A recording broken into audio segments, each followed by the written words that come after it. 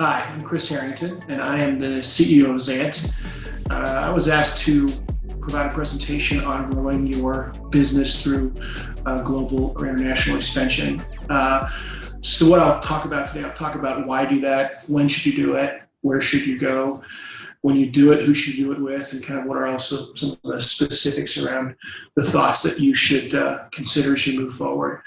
I apologize for the lack of a professional studio environment.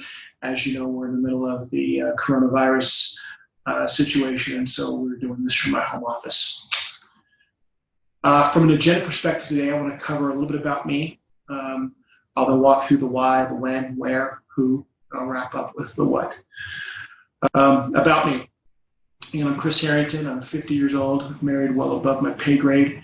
I have 4 children, 27, 24, and 20, and a new son who will turn 1 on April 16th.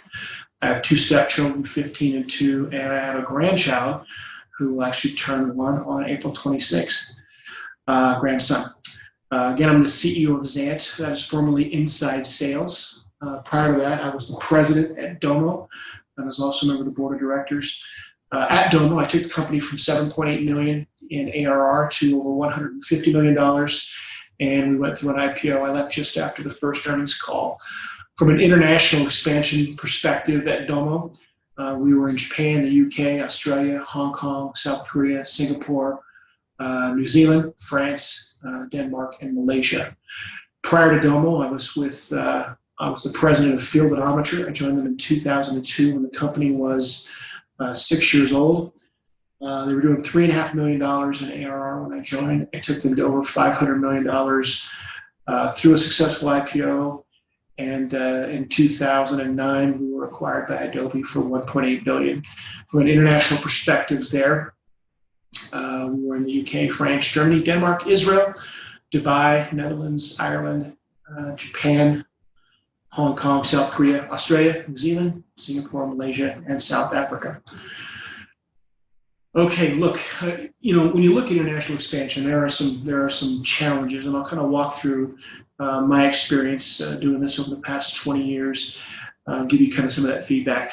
My experience and my perspective here is limited because it's primarily based on software as a service company. So I guess I would say is if you're a professional services company, your approach may be very different than my approach would be. So I'll highlight that this is really based upon a SaaS provider. Why expand internationally, right? First and foremost, it's through growth, and that could be organic growth. How are you acquiring new market share, et cetera, through your sales and marketing efforts, and inorganic growth. Give you 2 stories. At Omniture, just post our IPO, one of the very first things we had done is we did a number of acquisitions. We did 2 right away. First one was based in Denmark, in Copenhagen, and that is inorganic growth. We are expanding both our footprint of our technology, the footprint of our offering, and we're also acquiring revenue at the time. Now, because that was our first acquisition, a European acquisition, and we didn't learn our lesson, the next acquisition we did was also in Europe, and it was in the UK, and again, the exact same thing. Other reasons to expand internationally are, how do you go on the offense, also how do you go on the defense. And to be as strange as this may sound, there are companies that expand internationally because of ego, meaning, my competition is doing it, I need to do it. And it's kind of a combination of a defensive move, but there are times where they just want to be there because the competition is there. And I would argue, please do yourself a favor and don't fall into this trap. Timing is everything. So when we talk about when, here are the things that I think you ought to consider. Are you operationally sound domestically? And this is critical, right? And what I'd say here is in the international world, if they're working for an American company, every day is 2 at a minimum. Meaning normally, and unfortunately, I don't know what it is about the culture today, but there are times when companies won't respond to questions internally for a day, period of a day or more. And often, sometimes you'll see companies that won't even respond at all. They'll wait till the employee follows up or comes to their desk. In the international space, they don't have that opportunity. And so at a minimum, every single time that they've got a response that they need, it will take roughly 2 days to get that to them. And that assumes that you are Johnny on the spot. And you think about this: if you're a customer and you're waiting, you're in London, and you're waiting for your sales rep in London to get a response from the mothership back in the U.S., that can be a really challenging situation. I would also argue, and this goes, I think this happens, and this is a rule that you should pay attention to regardless of international or domestic. Silence is deafening. Your ability to over-communicate and your willingness to over-communicate is critical. These people need a main point of contact that they work with. That is generally going to be your CRO, up front, or your COO. But you need a backup plan. You need to make sure that you are communicating in real time with these people. Second, is the market ready for you? Is this a pull or a push environment? Meaning, is the market pulling you in because it's a category that fits and there's already an appetite for it? Or are you going to be out there, building a market? And it's something for you to consider. You need to understand that situation. Is there a product market fit?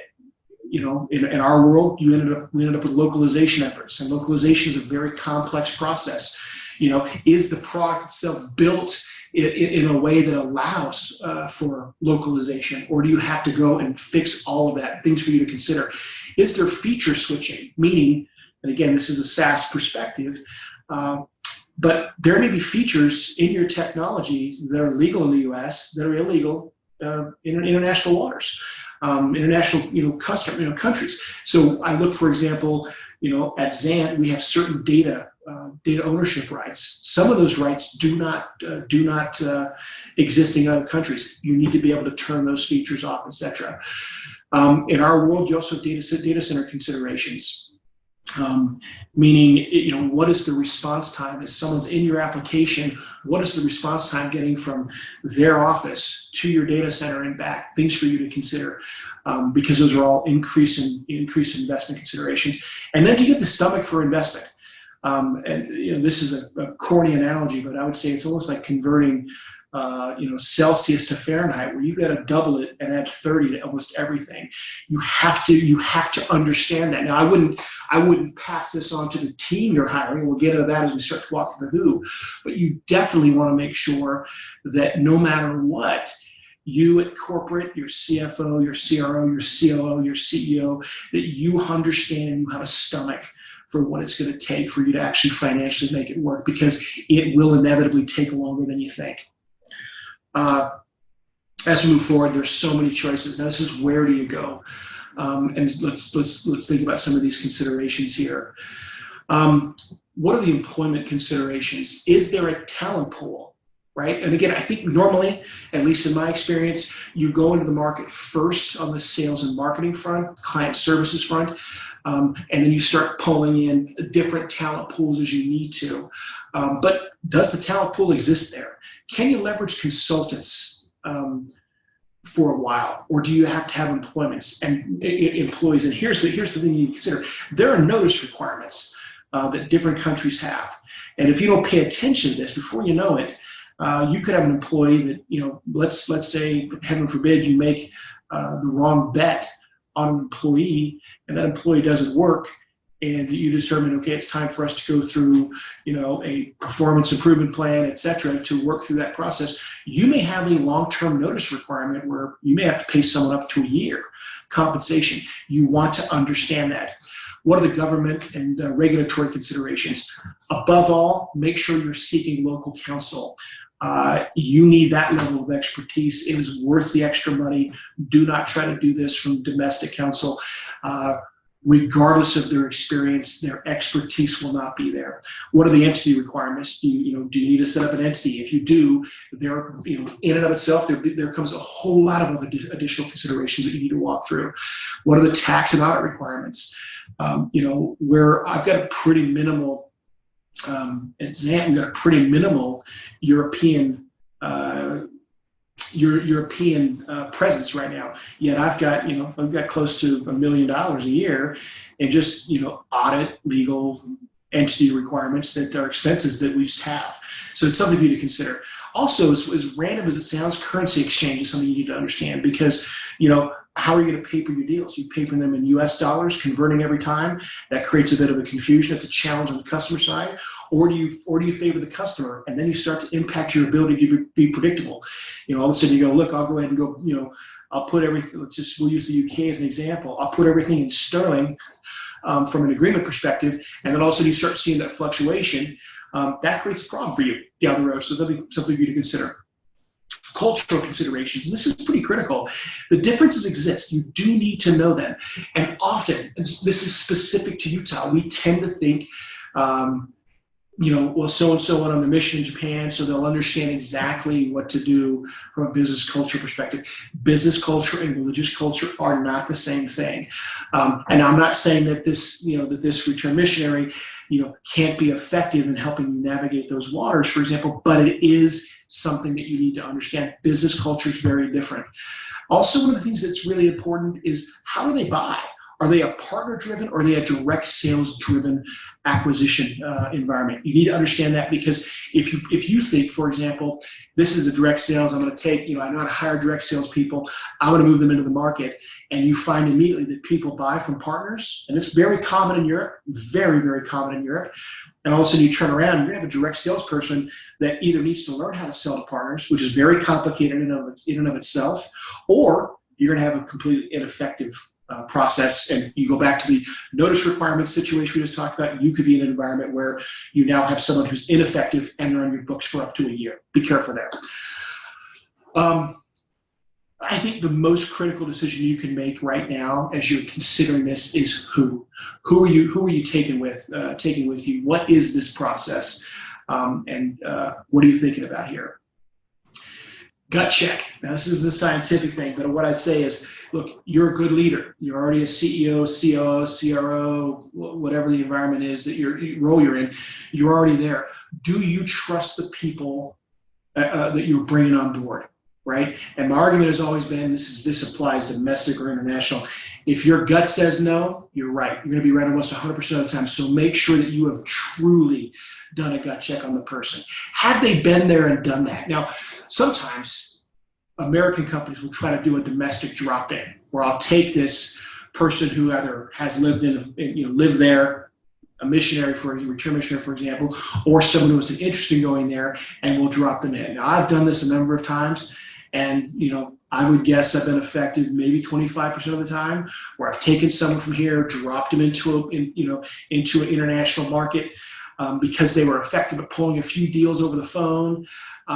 Be careful there. This is something that is doing it from here is very different from doing it in the local market. So be thoughtful about it. I'm not saying it doesn't work, but my experience is it works far, far less than it doesn't work. Working for a U.S. company is an acquired taste. If someone hasn't done this before, and they're in they're there and they've always worked for, you're dealing with a German employee that you're trying to hire, and they've always worked for German companies like SAP, and now they're going to work for an American company, a U.S. company, that's an acquired taste. Be cautious about that. Make sure someone's done that. They need to be senior enough to matter, meaning that they can help create a market and an awareness, but junior enough to do the work, because you're not going to roll in aggressively with a full team of people. And this is really important, because sometimes you're going to go grab somebody who's got an incredible pedigree. They've worked in massive organizations, and you're going to find out they don't know how to work, right? They know how to lead. They don't actually know how to do the grassroots level. You want to pay attention to that. Tenure matters, and international representatives don't turn over a great deal. It's going to take you 2.5, 3 years to build this market. If you're seeing that these people are turning over every 3 years, that's telling you something. So pay close attention to what you're seeing here, and breadth matters. You're going to need to start, in my experience, from a cost control perspective, you're going to need to start with kind of a hybrid role. And again, this is SaaS-minded.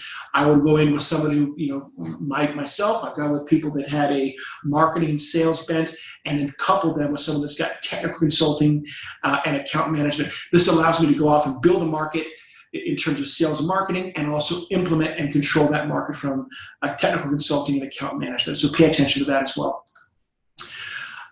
It's what's inside that counts. And this is where we start to dive into the what of international expansion. There's business model considerations. Does your offering currently possess a line item? And what I mean by that are, do people already spend money? Are budgets created to buy what you're offering? Because if it's not, right? Again, I'm not saying I wouldn't go there, but you need to understand that, because if it's not something, then you got to go build an entire market, and that's something for you to think about. Is there a market and partner appropriate pricing? This is one of those things where, let's say you're in a market that has that has a different taste or a different appetite for your cost structure than you currently have domestically, and you're going to see that their appetite is, let's say it's 20% less than the appetite that you're currently going to market with. Or if you're going to leverage partners, how do they make money from this, right? Are you going to sell to them at a discount? They'll offer it, at full rate. Are you going to sell to them at full rate and they'll offer above it? Like, there's things for you to understand. And then the backside of that, let's say, and I don't suggest this, but let's say that you've got most favored nation issues with current customers where you've offered most favored nation pricing. Be thoughtful here, because this could cost you. Also, we've talked about this a little bit, local or domestic currency. This is one of those things you got to pay close attention to. Do not ignore it. Do you have a demonstrated execution to making your commitments? I would start first at your level as a company. Do you do what you say? Because if you don't, this is going to cost you pretty significantly when you're trying to get people out there on the, they're tethered to you loosely. By this lifeline. Make sure you know that you as a company can do what you say you're going to do. And then also the exact same thing. Does this candidate have the history of actually executing when they say they are? Is there market awareness? The art of storytelling and being able to tell an amazing story about your product and about your business will never be more critical. Are you working on, and also on the targeting thing, have you been able to actually identify what the ideal customer profile is? Because you're going to be limited in resources. You need to focus your intensity. Who is most likely to respond? Where do they live? Where do they eat? Where do they sleep? Where do they rate? Where do they read? How do you get awareness in front of these people that are critical to you? It's very different doing it in an international market than it is doing it here domestically. A lot of it can be carried over, but you definitely want to make sure that you can actually set that ideal customer profile. Look, in summary, I'd say it is absolutely worth the drive. It's a windy road, but if you can do this right, there's nothing more valuable than being in front of customers that are brand new to the market. This will give you some, incredible growth opportunities. It will be. It also adds a great deal of culture to your company that I think helps well round you, and it's worth the time. Again, I appreciate you taking the time. My name is Chris Harrington. I'm the CEO of XANT, and my Twitter handle is CCH360. Thank you very much for your time today. Bye now.